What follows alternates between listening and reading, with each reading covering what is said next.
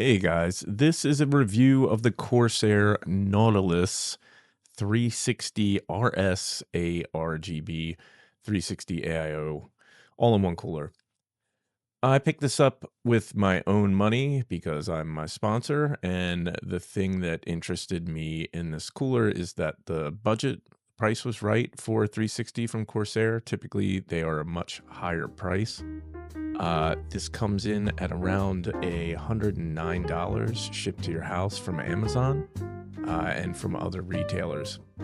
The thing that I liked about this cooler is the simplicity and the fact that you are not tied in to an ecosystem. So we're going to unbox this quickly, and I did speed up the footage so this video didn't take forever. So there's some plastic around the the AIO, the pump head and the hoses, but most of the packaging is environmentally friendly and recyclable paper, which is nice. The fans come also with a paper wrapping and cardboard around the cooler itself and the typical egg carton that you see with a lot of AIOs. So that's nice to see, the environment being thought of and not so much plastic in the packaging. There's a magnetic plate that covers up the pump head. Here's some pump information for you. They say it's a little quieter than their last pumps. I'm sure it's just an Asetek design. Cooler looks decent. Didn't look really rough. The finish was nice. It's got the Corsair logo on it as usual. And yeah, it comes with pre-applied thermal paste.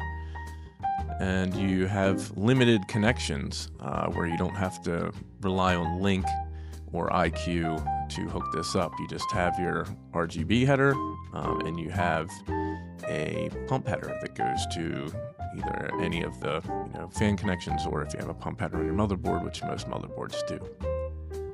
I noticed the magnetic part of this didn't stick great. It does have some alignment holes that you have to get in the right orientation, I guess, depending on how you mount it. Here's the fan specs, 2100 RPM. I noticed these fans are a little loud at higher speeds, but once you get the fan curves right, they seemed pleasant. I didn't have too much of an issue. Now, I got these, all unwrapped. They look just like the fans that come with the 4000D frame. They do have short leads on those, so I get these all unboxed, get them ready to install onto the radiator. You get some paperwork. It's just all warranty and safety compliance information, nothing special. You get your Intel hardware, your AM5 bracket, so you get all the hardware you need. It comes with some extension cables, some silicate stuff you're not supposed to eat. It's nice how you can daisy chain everything. We'll take a look at that as I install those. So I'm going to set aside the things that I need for my install, which are the screws and other hardware. Lay your fans out and think about how your case is laid out and how you're going to install this in your case. And make sure you have your cables out on the right side. So I've figured out my orientation and how I'm going to install them into the PC and get everything laid out accordingly, and then find my hardware that I'm going to need to install. It is nice that it just has extensions, so it's a rather easy cable management ordeal.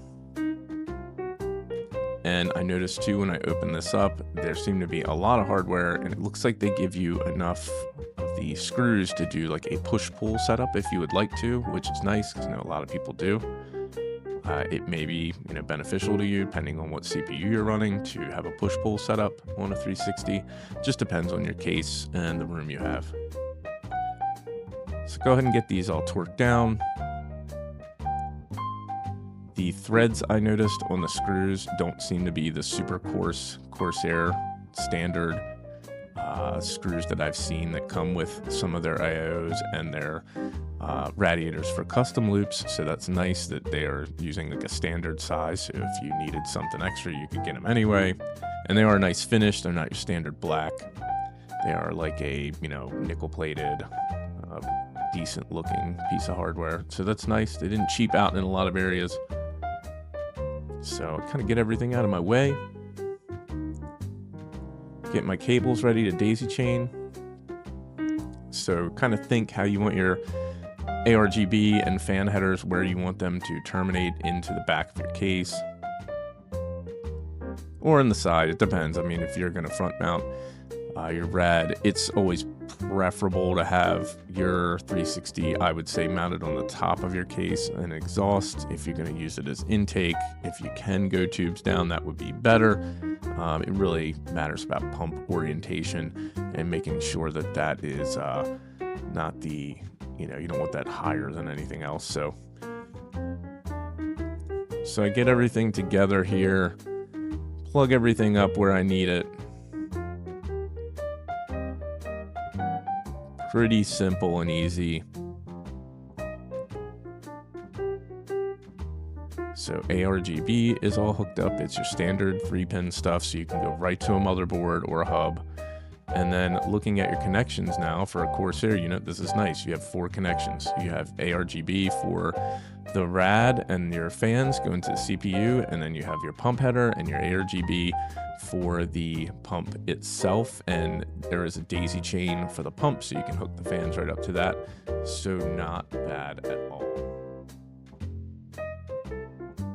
For the test system, I'm going to be using the 14900K to put this thing through its paces. And I did want to show that it is actually a 14900K. It's using a contact frame and the latest microcode. So it's been very reliable, no issues with it whatsoever.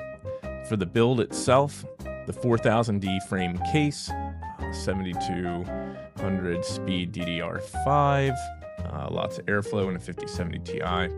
Here's your back plate for your LGA 1700. It does have adhesive that you peel off the stickers and just pop it on the back of the motherboard.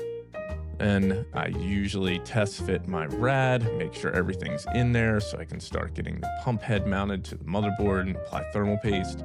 I'm going to use my own thermal paste from Kingpin. Just make sure you get a couple screws up in there to hold the rad in place so you can start working on this.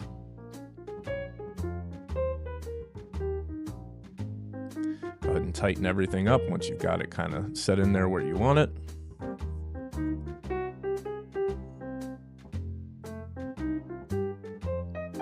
Then you've got your LGA 1700 standoffs.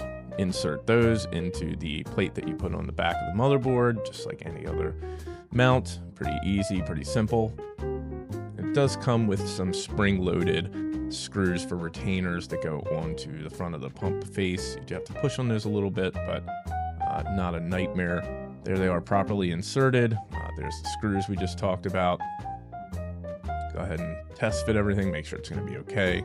I'm going to apply my Kingpin thermal paste, and I use this for testing for all of the AIOs and air coolers that I use, so it's a fair test for everybody. We're using the same paste and not the pre-applied paste, especially with a CPU like this that runs really hot. I want to make sure I'm giving it every opportunity I can for this cooler to, have a good result. Tighten everything down. Usually get a couple started in a diagonal fashion, then go ahead and go full tight with them. This screwdriver I'm using doesn't have a whole ton of torque, and I just check them by hand when I'm done. So no worries there, all good to go. Fit the plate on and then kind of cable manage and get everything to the back side and then get everything plugged up.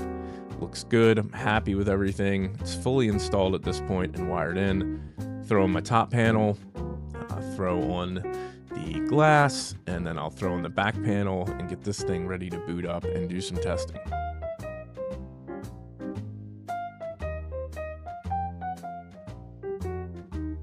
So now we are looking at hardware info 64 and running Cinebench, and I do just one initial run to see where it's at. It was idling right at around anywhere from 29 to 32 at idle. Cinebench actually surprised me and did rather well, tested fine, did not thermal throttle whatsoever. I ran this initial test to see what it would do. It scored immediately in 37,000. The temperatures did not spike over 70 during that initial test, and then I did a stress test for an extended period.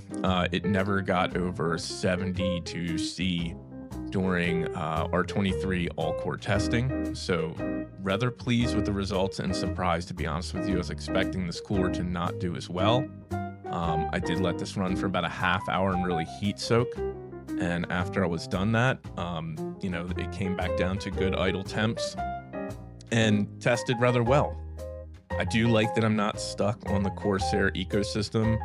There was no external software I had to use, and I was rather pleased with the product. So hats off Corsair. I knew this was a quick video, but for 109 bucks, good job. I like this cooler. It's built well, installed very easy, and it gets my recommendation. Hope you enjoyed the video.